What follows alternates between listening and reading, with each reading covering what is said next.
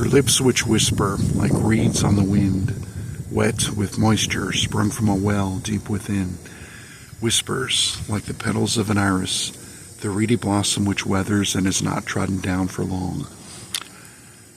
50 to 1 and ne'er to be outdone. Yeah, I wanted to say something before I continue here about Robert Hanson's spoon-fed cases. Basically, this was how he protected his assets back in the 80s and 90s and stuff, with spoon-fed law enforcement cases that he would invoke legal non-disclosure to ensure that his assets were protected, by Title 18 of U.S. Revised Code in regards to retaliation against witnesses and informants and things like that.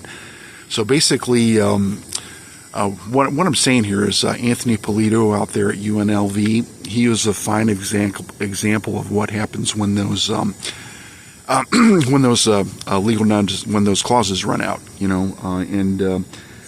there's a lot of people like this.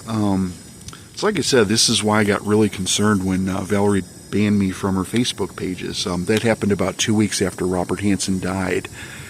And like I said, I was really, really taken aback by that, because I've always had her back on this, if you know what I'm saying. It's like being closer to the situation, not just with Hanson, but with, the Iranian-backed sleeper cells up in Cleveland. Yeah, you know what I'm saying, because I knew how they related to the local GRU cell up there.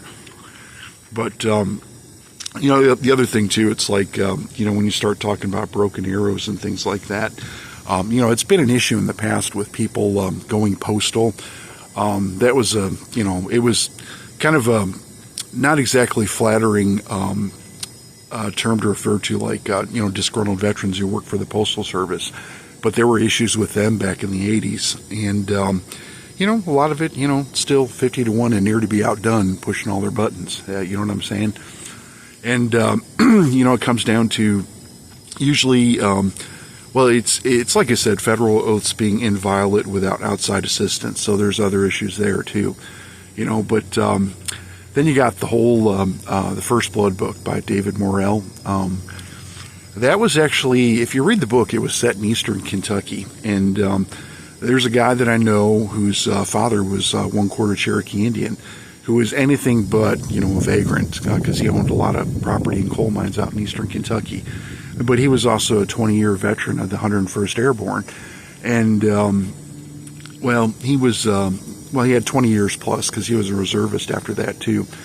So, he was in Korea, and he was in Vietnam. He was one of the first people to go over there and stuff like that. But, there's a lot of issues with that, and it's got more to do with, like, the Hunter S. Thompson gonzo journalism type thing, because basically you just sit around and get stoned and make up stories about people.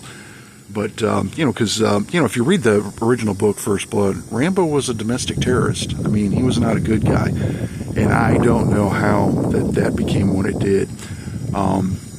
I didn't hate the movie, because, like I said, there were issues there with, certain law enforcement corruption, because you have to read between the lines to see the,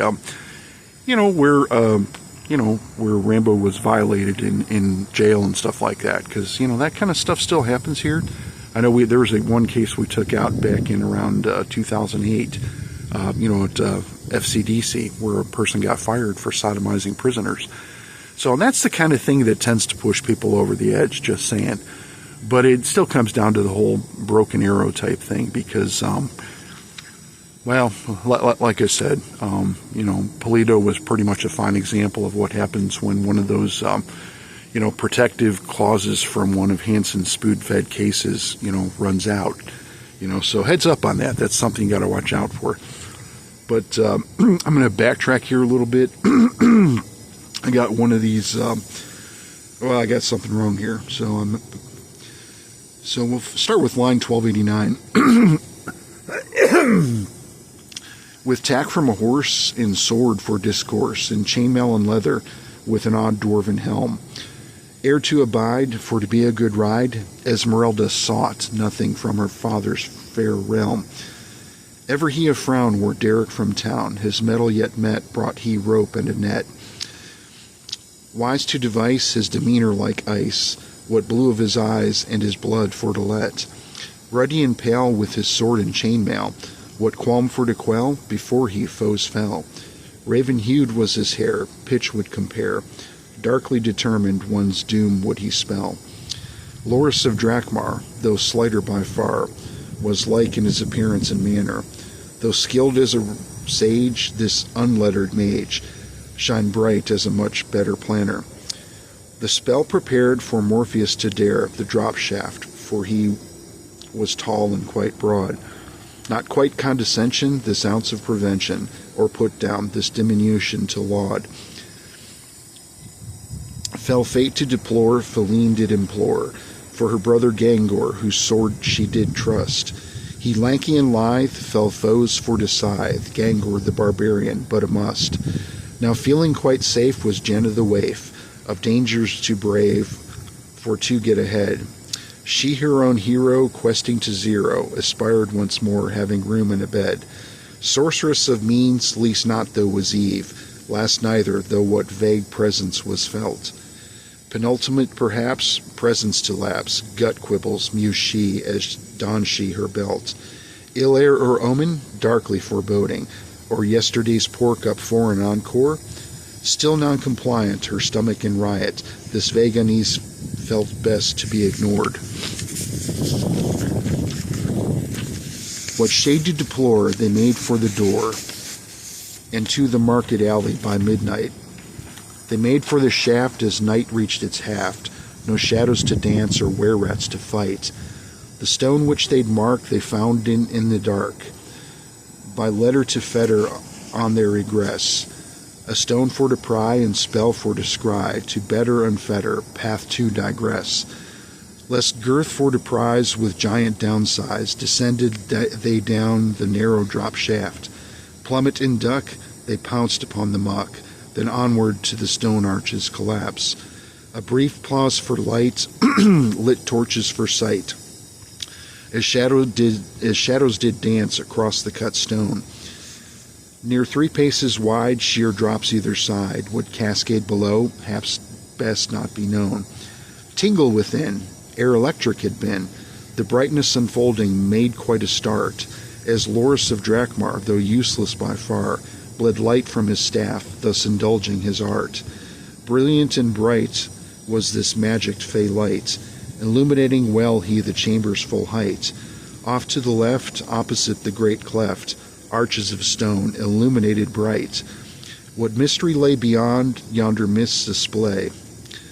The secret once kept in this forgotten dark deep. Had hundreds of men labored here back when, their purpose in secret thus for to keep? A landing soft on spongy spore tailings, with caper and join thus tapered the noise, drowned out by the thunder of tumultuous wonder, the aqueduct sundered, froth flowed with poise. With spell for to thwart the chasm abort, her billowing cloak silent in passing, a rope beckoned she behind let her be, no warning gave she of her power amassing.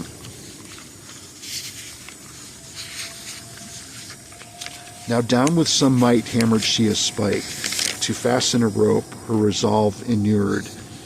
Across came the rest, the rope put to test, to divest this dilemma with progress procured. No pause to deride upon the other side, but for Morpheus to regain his prior size.